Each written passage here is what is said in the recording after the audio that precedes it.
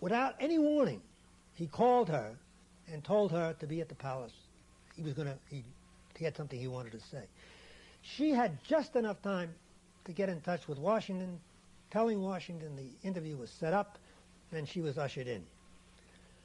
All she had to go on was the brief that she held before she walked in the door, which was that the United States is neutral, we're not taking sides in this dispute. Even though he was sending her all kinds of messages during the interview that, I want you to tell me this, she only had the authority to tell him that. As a consequence, the interview was very unsatisfactory, and that comes through. At the end of it, he invaded.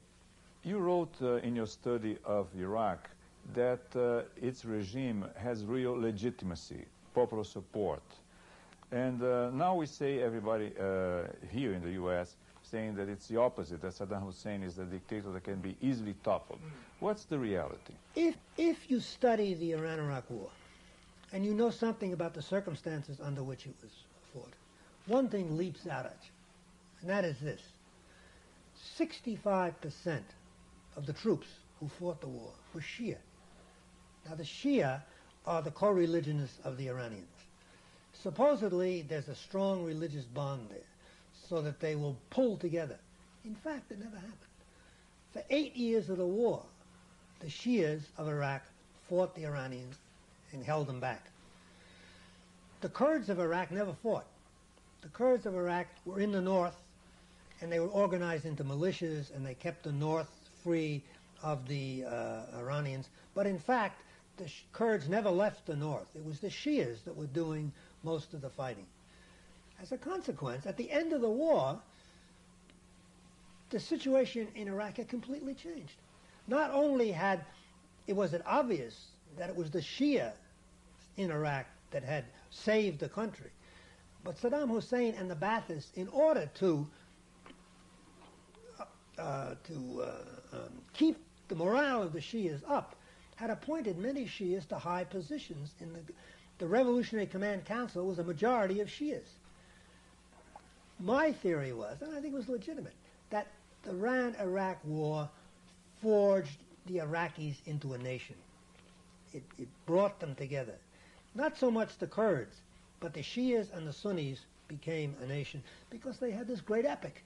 They had fought the Iranians for 8 years, they had destroyed the Iranians, and now they were ready to embark upon a new career of being a unified nation state. It never happened, because largely of what the United States did. But so many years after the end of that war, is still Saddam Hussein it would be hard for me to believe that he is the popular leader now that he was at the end of the war. I mean, the Iraqis have suffered, and it would be impossible if they did not put a share of that blame on Saddam Hussein. But I don't think it's too far-fetched to say that the Iraqis are split in their mind. On the one hand, yeah, the regime has gotten them into desperate straits. On the other hand, they have no love for us, for the United States. And the Iraqis would have to be naive not to believe that we're going to war for oil. We want the oil. Therefore, how can they interpret this? They're sitting on one of the largest pools of oil in the world, oil which could be used for their benefit. Once the United States gets that oil, it's hard for me to believe that the Iraqis are going to benefit from it in the same way that they did when the Baathists had the oil.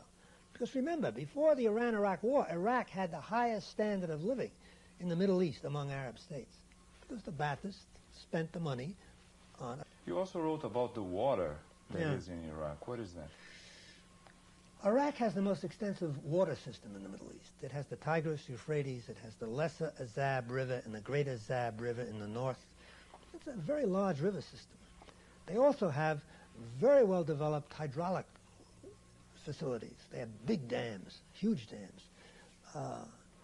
And there has long been a plan, which has been actively considered in the West, that if you could harness the water from Turkey and Iraq, you could effectively spread it out across the whole Middle East. You could send it to Israel, you could send it to Kuwait.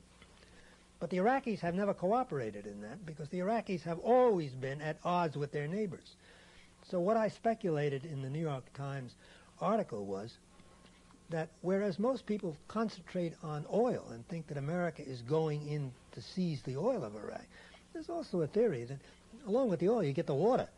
And if you control the oil and the water, you control the Middle East. This Iraq opposition that is being helped by the U.S. now, who are those people?